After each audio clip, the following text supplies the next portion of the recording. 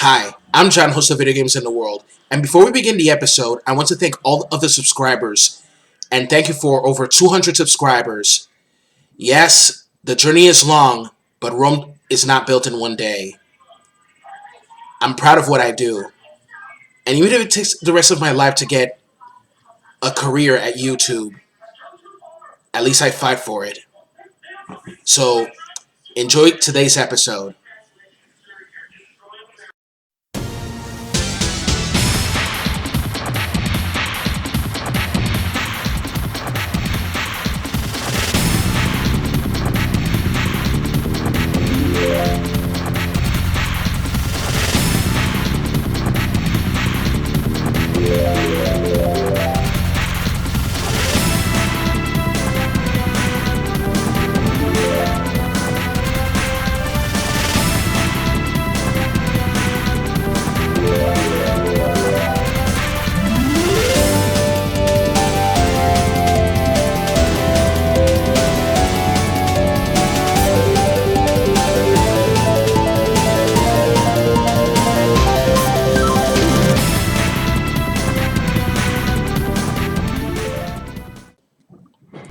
Hello, I am John, host of Video Games in the World. So for today's episode, we're going to talk about a topic. Now, people love video games for various reasons. Some people love it, others hate video games. As said in the last episode, to some, video games are a waste of time. Others see it as just a hobby. But to so many people, video games are a way of life. So for today's episode, our topic is why we play. Enjoy.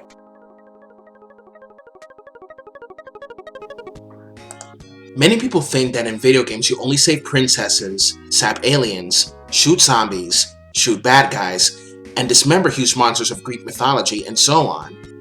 But no. There are various video games that can help teach hand-to-eye coordination, critical thinking, and constantly teach lessons. Video games are art imitating life in a certain way. Video games have evolved to be more than just saving princesses, sapping aliens, shooting and dismembering zombies and monsters, fighting crime, fighting a war, or being a hitman for hire to the point of affecting the storyline based on the choices that you make. For example, Telltale's The Walking Dead, Game of Thrones, Batman, Life is Strange, and many more.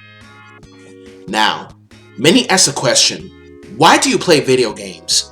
Of course, many will come with the shortest and simplest of answers. Because they're fun, or because they're exciting. If someone came to me and asked me that question assuming I will answer it with these words, most of my answer will be this. I play video games not only because they're fun and exciting, but also because they're like an escape from the harsh realities of the world such as work, pay the bills, buy groceries, etc. Video games have also helped me cope with loneliness in every way because I didn't have much friends in high school until my junior year when I joined an after-school group away from my own when I lived in Santo Domingo. It's almost like movie night or watching a sports game, be it baseball, football, basketball, racing, and the list goes on and on. Of course, we all know that there was a time before video games existed where children played outside the house, such as going to the sandlot and play baseball, going to the park and play games like tag, hide and seek, racing to the finish line, and many more. So many children still do such things to this day, even in video games, smartphones, Barbies, and action figures are still very relevant until this day. Many teens and adults will have their spare time playing baseball or softball, basketball. Some of them have their poker nights. However, long ago, before such technologies like computer and television existed, there were board games like chess. Chess is a strategic type of board game where you have to take down pawns, towers, knights, bishops, queens, and kings. Chess was used and played to teach war and military strategies to noblemen in the Middle Ages. There were also games similar such as checkers and Chinese checkers. Board games like Monopoly would serve to teach people economics. A lot of people over time went accepting video games as a form of entertainment that brings people together, but there are still others who think otherwise. According to Scott Rigby, gaming researcher and co-author of the book Glued to Games, video games help us satisfy three core needs in our lives, such as competence, autonomy, and relatedness. In terms of competence, you try to progress in certain things that you find difficult to succeed at. Competence in a video game is trying to thrive to complete your objectives to get to the final boss, get the girl, save the day, or win the racing game or other type of sport competition. Competence in movies as well tend to have some of the same things, such as getting the girl at the end, saving the world, learning hard lessons, etc. Autonomy is like in real life. In video games, you have control over your own actions as you explore the world around you, learn new experiences, befriend people, and find your purpose. Much like all the Final Fantasies, World of Warcrafts, and Skyrims. And finally, relatedness in a video game is this. Sometimes, you tend to relate to the characters as in a way they remind you of yourself when you evolve from zero to the top. But when playing with people, you bond, make friends, and tend to relate to the people that you play with in a multiplayer video game. Jane McGonigal, game designer and author of the book Reality is Broken, Why Games Makes Us Better and How They Can Change the World, video games are an opportunity to focus on our energy with relentless optimism at something we're good at and enjoy. In other words, gaming is a direct emotional opposite of depression. Another good point from Jane herself is this. If you are a gamer, it's time to get over any regret you might feel about spending so much time playing games. You have not been wasting your time. You have been building up a wealth of virtual experience that, as the first half of this book will show you, can teach you about your true self, where your core strengths are, what really motivates you, and what makes you happiest. People are drawn to different genres in video games such as platformers, RPGs, FPS games, MMORPGs, action-adventure, racing, sports. Personally, I am drawn to the role-playing games due to the storyline, the graphics, the music, the lines, gameplay, and quality. Another thing that draws me so much into RPG games is how they emulate real-life histories, fictional stories that could take place in a Star Wars or Star Trek-like type of world, or a Tolkien-esque type of world, and also religious references such as Catholicism, Buddhism, Taoism, Islam, and many more. My favorite examples are Final Fantasy series, Mass Effect trilogy, Lufia, Chrono Trigger, Fire Emblem series, and many more. My other favorite genres are platformers like Mario, Sonic, Mega Man, Castlevania, and many more. Not to forget action-adventure games like Assassin's Creed, The Legend of Zelda, Tomb Raider, and Uncharted. And the great thing about such genres is solving difficult puzzles that teach you how to think, quick hand-to-eye coordination, and even playing with friends and family to triple the fun. Many gamers met other gamers online. Strong friendships were formed, and even gamers proposed marriage publicly at gaming conventions such as E3, GamerX, Tokyo Game Show, and many more. But there are also times where people took competitiveness over their heads during online gaming. Many players show levels of toxicity during online gaming, such as name-calling, sexual remarks, threats, or even worse than that.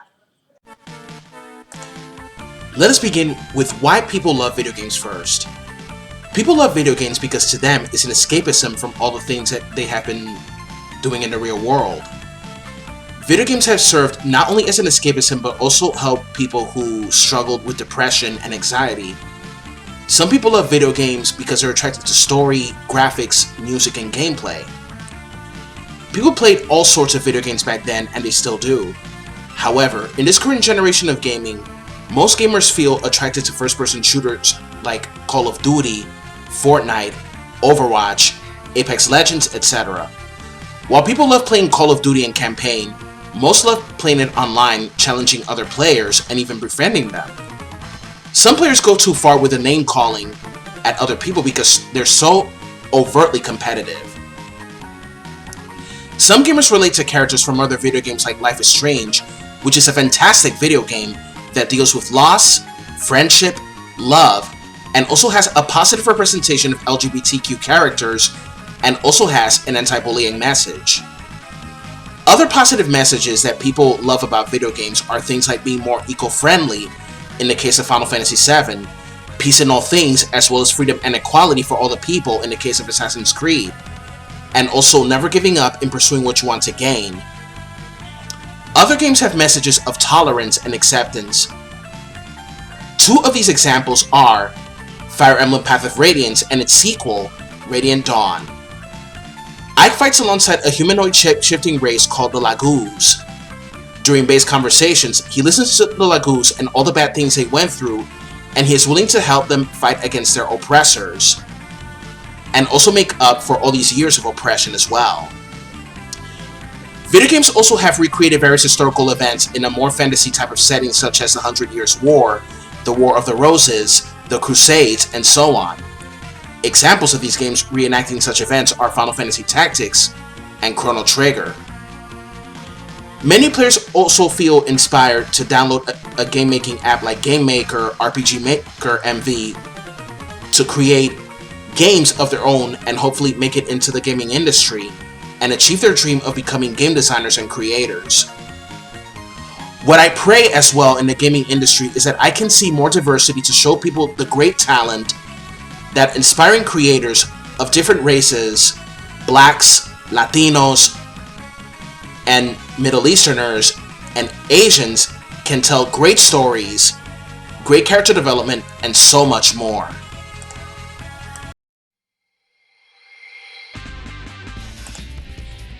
Video games have become mainstream entertainment over the years, yet at the same time, certain groups of people such as journalists, activists, religious leaders, and politicians have often put video games in a negative light and even wanting to go so far in banning them because they believe it can stop all the violence that's been occurring, like mass shootings, wars. But we all know that even if you ban video games, violence will not stop, because violence, unfortunately, is part of humanity.